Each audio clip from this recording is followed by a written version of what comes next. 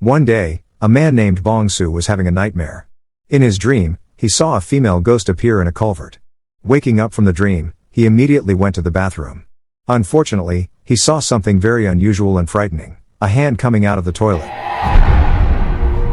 Bong Su immediately called his wife, Yo-hee, who was shocked to hear it. They were both confused by the scene in the bathroom. Yo-hee, with great curiosity, approached the toilet to take a closer look.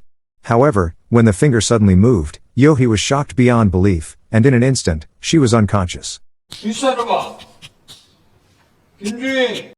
Bong Su immediately called 911 for help. Just as he hung up, a security guard appeared at his door. He was invited to enter. The security guard was shocked to see Yo-hee lying on the floor and a severed hand coming out of the toilet. He harbors suspicions about Bong Su and immediately begins to pepper him with questions. However, in the middle of the argument, the 911 dispatcher arrived in front of his house. Bong Su immediately came out of the house and invited the officer to enter. They were all shocked to see Yo-hee and a security guard also lying in the bathroom. Once again, Bong Su was accused again. The guards immediately tied him up. They found that the security guard was lifeless, and Yo-hee was still alive. After that, one of the medical officers named Ho Young tried to pull the mysterious hand. Unexpectedly, he was pulled back by the hand.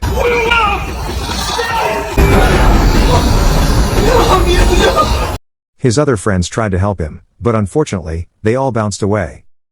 Suddenly, the bathroom door closed on its own.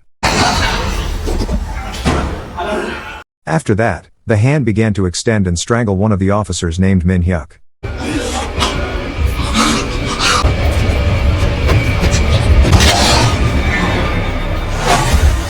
After that, the hand went back into the toilet and left Min Hyuk dead. In the panic, the paramedic team leader immediately asked Bong Su some questions about everything that had happened. However, Bong Su showed indifference, so the two engaged in an argument.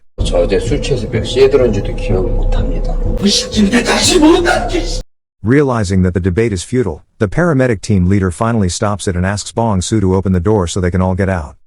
Bong Su tried to open the door, but unfortunately, it wouldn't open and they found that a hand was holding the door handle from the outside. They went back to blaming each other.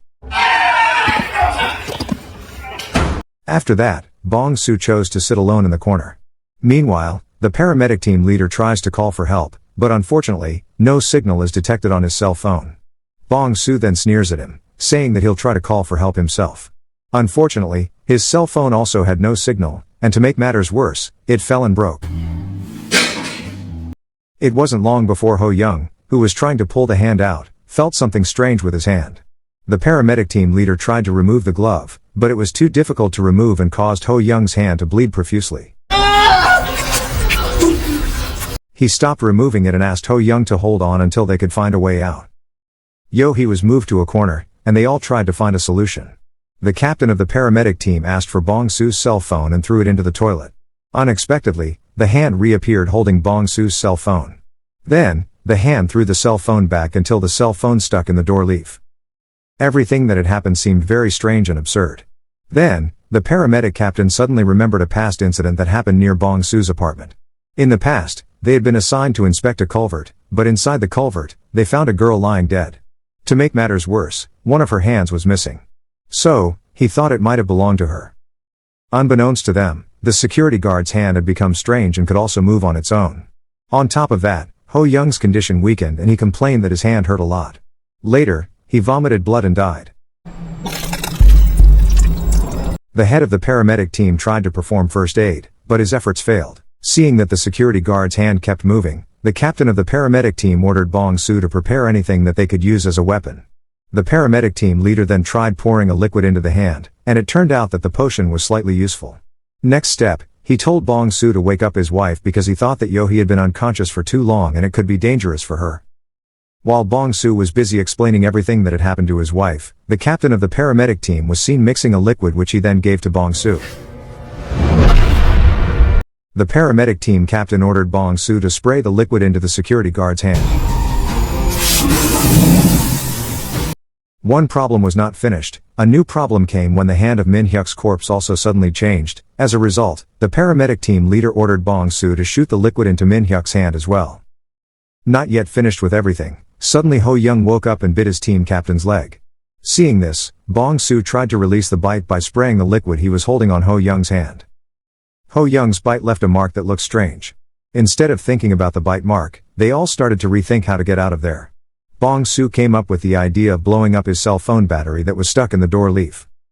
Unbeknownst to him, as he explained his plan, the captain of the paramedic team was unconscious. Bong-soo immediately resuscitated him because he didn't have a lighter. Perhaps the captain of the paramedic team had one. As a result, the captain of the paramedic team briefly regained consciousness and said that Min-hyuk was the only smoker among them. Long story short, Bong-soo finally managed to find a lighter from Min-hyuk, but unfortunately, he was grabbed by the mysterious hand that suddenly came out of the toilet. Immediately, Bong-soo threw the lighter to his wife. Bong-soo suddenly fainted and was already in a dark culvert, just like his dream at the beginning of the movie. In his subconscious, Bong-soo had met a creepy female ghost. But he managed to regain consciousness when Yo-hee managed to get the hand back into the toilet. After that, they rushed to carry out their plan, and in the end, they managed to punch a hole in the door. However, unfortunately, when Bong-soo stuck his hand out, he found that the horrible hand that had been holding the door was still there. Bong-soo turned his brain back and finally managed to paralyze the hand by burning it. After making it out, unfortunately, they found a lot of pieces of terrible hands that had been attached to the walls of their house. Without hesitation, they invited the captain of the paramedic team to come out, but the captain of the paramedics ordered them to leave him because his condition made it impossible to escape.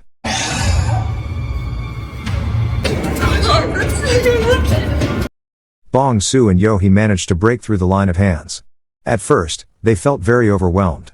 However, Yo-hee suddenly had an idea. She used Bong-soo's shirt to make a fire. With the fire created, they burned the horrible hands one by one.